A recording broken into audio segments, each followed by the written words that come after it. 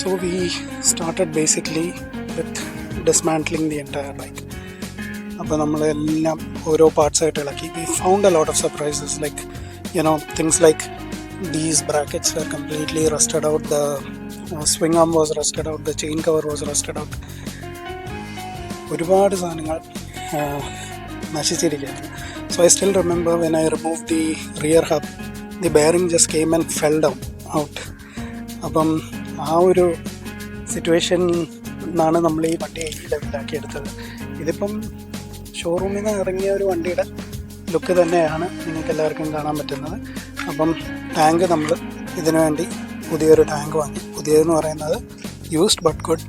അപ്പം ഇത് വാങ്ങിച്ചിട്ട് നമ്മൾ ഇതിനകത്ത് ഫുൾ ഷേപ്പൊക്കെ കറക്റ്റാക്കി. ഇത് കണ്ടില്ല, ഇതൊക്കെ നല്ല പെർഫെക്റ്റായിട്ട് ഈ ലൈൻസൊക്കെ എടുത്തിട്ട് നമ്മളിതിനെ ബ്ലാക്ക് കളറാണ്, ജെറ്റ് ബ്ലാക്ക് കളർ, അതായത് ബെന്റ്ലിയുടെ ബെലൂഗ ബ്ലാക്ക് കളറാണ് ഇതിന് അടിച്ചേക്കുന്നത്. അപ്പോൾ ആ കളറ് ഫുൾ അടിച്ചിട്ട് നമ്മൾ സ്റ്റിക്കർ ഒട്ടിച്ച്